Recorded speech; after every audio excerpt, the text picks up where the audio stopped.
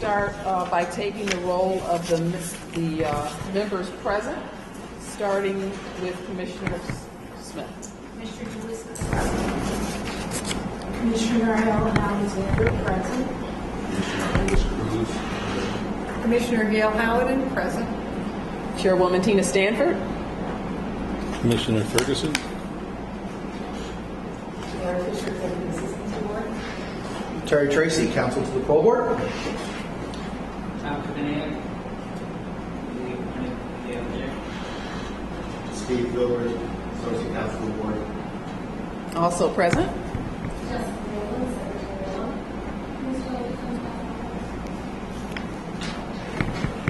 And our videographer is also present. We have no public attendees to note for the record, but we do have two new members of the Board of Parole, both the board itself and the Bureau of Adjudication, that I'd like to introduce to everyone. Beginning, please, with Commissioner Otis Cruz. Some of you have met him, some of you have met him today. He's here with us on the record for his first meeting, and I'd just like to have him introduce himself, just tell you something briefly about himself and his last assignment before he joined our board. Okay, good afternoon.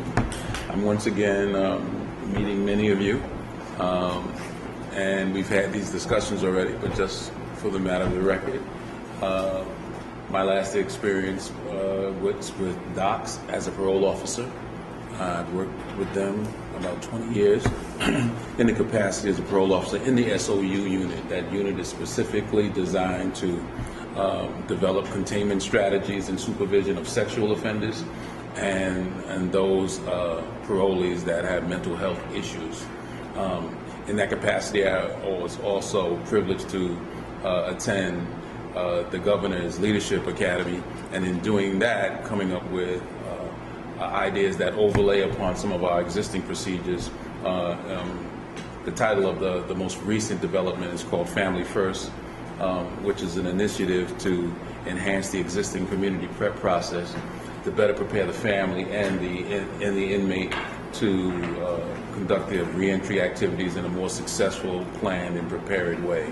So with that, I'm here now. I'm happy to be here. Everyone has been really, really helpful, and I will live up to the expectations of all those who have supported and those who did not as well. And also new to the Bureau of Adjudication is Mr. Kabinian, and he's joining us here today. And I'd like him to introduce himself and tell you a little bit about his background before this recent assignment. Good afternoon. Thank you. My name is Tom Ferdinand. I spent 9 years in the Erie County District Attorney's Office from 1999 to 2008. Among my duties there, I oversaw the drug courts and the problem-solving courts in Erie County. I became a national mentor through the National Drug Court Institute, as well as with the Center for Innovation to help train fledgling drug court prosecutors and staff that assisted them. After I left the DA's office, I went over to the Department of Social Services, where I helped with the legal proceedings with abuse and neglect, child support, maternity, as well as some of the more civil actions like resource recoveries, Medicaid eligibility, and similar topics. And at one point, I was appointed Director of Legal Affairs there, I lasted for 3 years, and recently returned back to Senior Counsel position there, in which I oversaw the resource recoveries and the Medicaid collection. Thank you so much for having me. I look forward to coming on board. I'm very excited about this opportunity, and I hope you have your faith and trust. Thank you. Welcome to both of you. We're delighted to have you joining our ranks, and we know you're going to do good work in your various responsibilities, so thank you and welcome. We have the minutes from last month, but being short of a quorum because we have board members either on medical leave for the day or conducting board interviews today, we We do not have a quorum, so we're not going to vote on the minutes.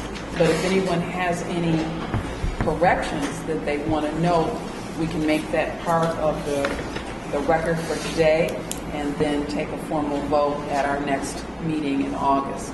So if anyone has any corrections or suggested changes they wish to make, I'll entertain that at this time.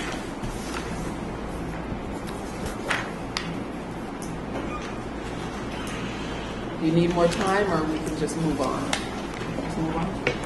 Move on.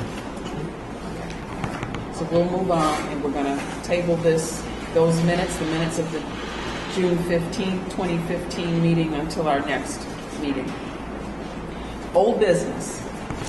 We had a nice training during a week when the board was not in session on the special conditions for sex offenders.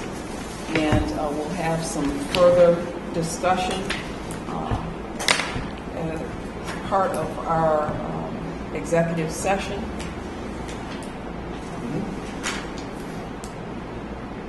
And Commissioner Ferguson sent me some information around the same time. I'm imagining I got it sometime in June about an expert that might be available to us for training. And it got me to thinking there may be, that could be a part of something that we might think of doing in terms of a retreat. Of course, we can always create opportunities for specialized training for our purposes to be held, in any location and then video cast around the state as we do. That might be one of those opportunities.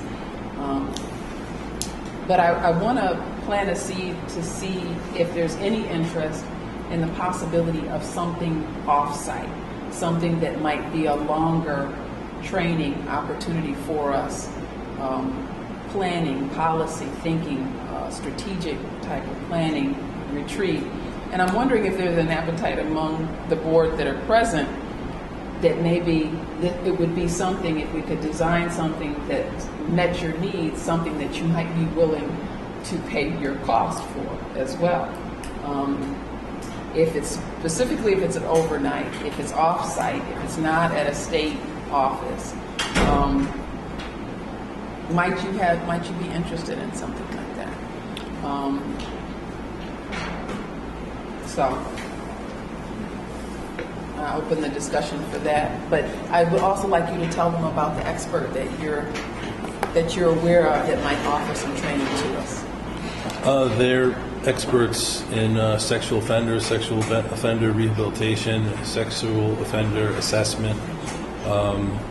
They travel all over the world. I met him in St. Lucia on vacation, and they have, which is something I would love to see us use more. There's obviously a lot of statistics out there, and I think that not just our parole board, but all parole boards in the country should be trained on the statistics to help increase our ability to assess likelihoods of offenders rather than relying on our 20, 30-year careers, but have additional up-to-date information. And that's what they do. They give you a lot of input and current things that are working with sex offenders, current statistics in terms of rehabilitation and recidivism. It's a very interesting program. I do have some materials from them, which I can forward to you. I can get additional materials. In terms of the other thing, I'd be willing to go off-site. We've only really done that once before, or twice before. We went to Fortune Society, which was somewhat helpful in terms of seeing the program, seeing some of the people and how things work. So that was interesting to see. We also went to Lakeview Shock, which was interesting to see. We, got to do an observation of a graduation. So I think there are some things that are off-site that could help benefit us. In terms of us paying for our way, of course, I think within reason. If you're talking about paying airfare and then hotel and all that other stuff, I think we get a little bit. But there's always something to work out. I've done that before where I've stayed at a friend's. The state gave me the car, drove down to D.C., attended. I paid for the program itself, which was like $300-400 or $450, something like that. So that was really my only out-of-pocket. So I think there's probably a way to work that all out, but definitely would be interested. Okay. And just so you know, I was thinking something more in-state. within a drive reach for us, so something probably more centrally located. And if it's at a hotel, something like that, again, how we might split that out, especially if it's something that isn't on a work day. But I think we have so much to our disposal in terms of options and places, and of course with the technology and off-site training of the type that I'm thinking might not be necessary, or it might not be necessary for us to charge all of the cost to our own personal accounts. I know things like meals, things like that are typically the things that would not be included. So think about it. Think about what you think this body could benefit from in terms of a strategic planning type of retreat. If we can't find a facilitator among someone already in state service, that might be part of an additional cost to pay a good facilitator to come in and get us all together around some plan that we're working on. So think about that and get back to me individually with your thoughts. Certainly it's not something I'm thinking of trying to do before the end of this calendar year, maybe something we could plan for 2016. So all ideas would be appreciated. And we'll continue to just schedule the trainings that we've been talking about as we can throughout the summer and into the fall before the heavy winter, the weather hits. And Lori's been helpful in trying to help us line up some other trainings that we've been discussing.